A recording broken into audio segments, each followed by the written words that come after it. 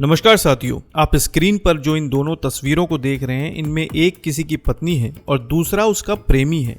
इन्हें हाल ही में गिरफ्तार किया गया है और इन दोनों ने मिलकर एक ऐसा जघन्य अपराध किया है जिसमें सोशल मीडिया, मर्दाना ताकत बढ़ाने वाली दवाएं और बहुत कुछ शामिल है।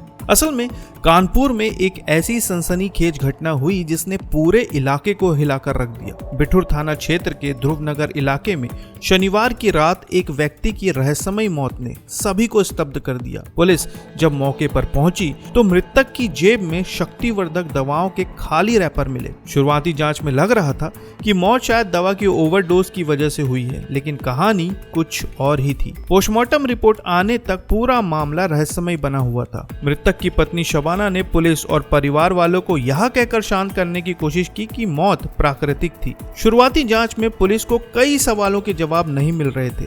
मृतक आबिद अली की पत्नी का बयान पुलिस के गले नहीं उतर रहा था और जब मामले की गहराई से जांच शुरू हुई तो ऐसा खुलासा हुआ जिसने पूरे शहर में सनसनी फैला दी। अब सवाल यह है कि आखिर आबिद अली की मौत की वजह क्या थी? क्या सच में ये दवाओं का ओवरडोज था या इसके पीछे और कोई साजिश छुपी थी? घटना की शुरुआत होती है 19 जनवरी की रात, जब आबिद अली अपने घर में मृत पाया गया। पुलिस ने मामले को साधारण समझते हुए शव को पोस्टमार्टम के लिए भेज दिया, जिसके बाद पोस्टमार्टम रिपोर्ट आई और रिपोर्ट के अनुसार मौत का कारण गला दबाकर हत्या करने का था। इस खुलासे ने पुलिस को हिलाकर रख दिया। अब यह मामला सिर्फ एक दुर्घटना नहीं था, बल्कि एक सुनियोजित हत्या का लगने लगा।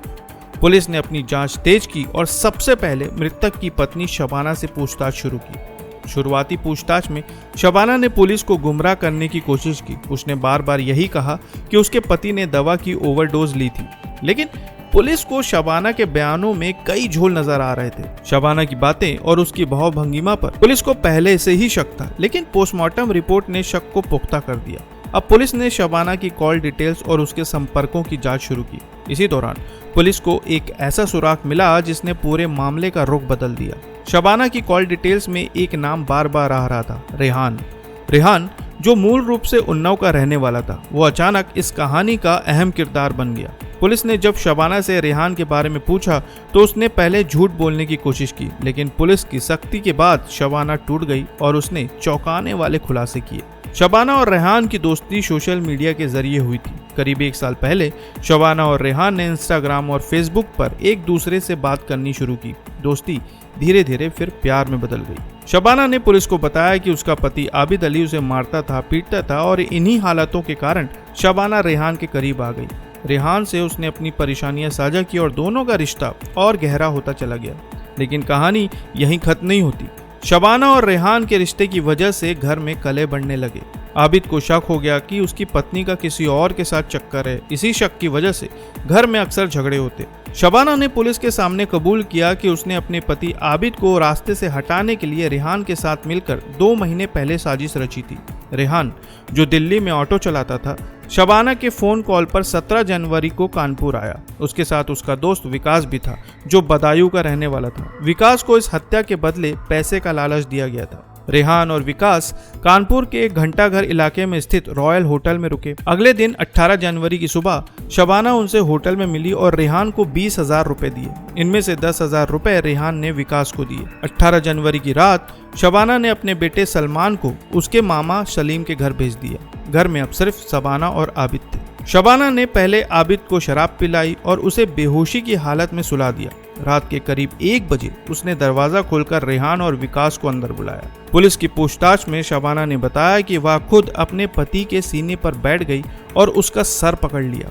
रेहान ने आबिद के हाथ पैर पकड़े, जबकि विकास ने उसका गला दबा दिया। हत्या को हादसे का रूप देने के लिए शबाना ने बड़ी चालाकी से आबिद की पैंट की जेब में शक्तिवर्धक दवाओं के रैपर रख दिए। उसका प्लान था कि पुलिस इसे दवा की ओवरडोज मान लेगी और मामले को ज्यादा गंभीरता से नहीं लेगी।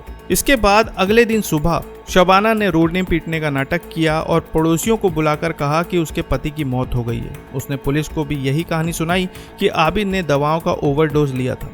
पुलिस ने मामले को गंभीरता से लेते हुए शव का पोस्टमार्टम कराया।